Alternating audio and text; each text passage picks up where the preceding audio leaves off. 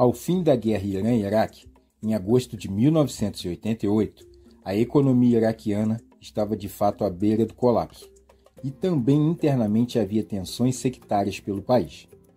Os maiores credores da dívida da nação eram a Arábia Saudita e o Kuwait.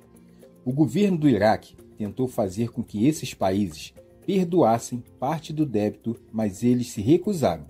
Além da questão econômica, o conflito entre o Iraque e o Kuwait também acontecia por disputas territoriais. O Kuwait era parte da província de Bassorá, na época da dominação do Império Otomano, que passou a ser reivindicado como território iraquiano.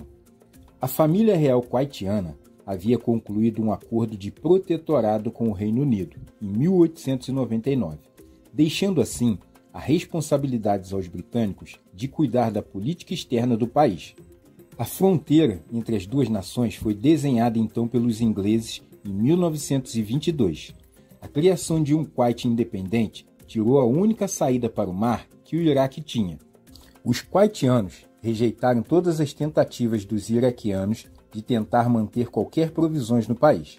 O governo de Saddam, logo após o conflito com o Irã, começou a acusar o Kuwait de extrapolar as cotas da OPEP, que era a Organização dos Países Exportadores de Petróleo. Desde o início do século XX, o governo do Iraque reivindicava o território do Kuwait como província iraquiana.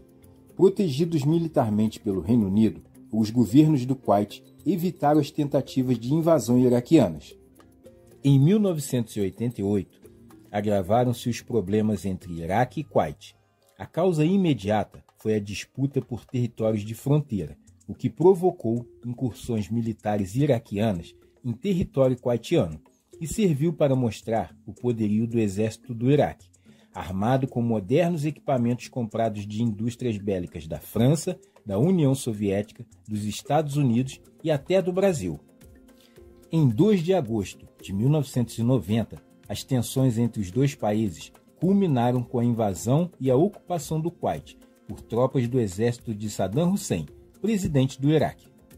A invasão provocou repúdio de grande parte dos governos ocidentais e foi tema de reunião extraordinária do Conselho de Segurança da ONU.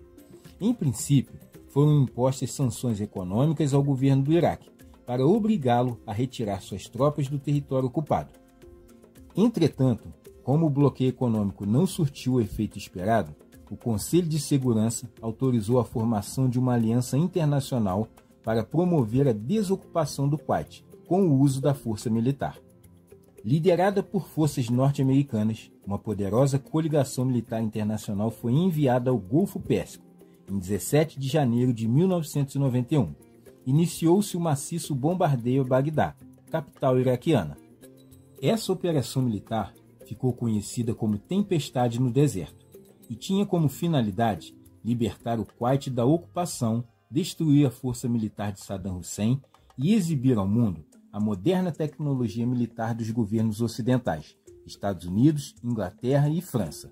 A Guerra do Iraque terminou em 28 de fevereiro de 1991. Durante o curto período da guerra, o mundo assistiu pela televisão ao desempenho dos sofisticados equipamentos bélicos da coligação militar internacional. A economia e o exército do Iraque foram bastante afetados.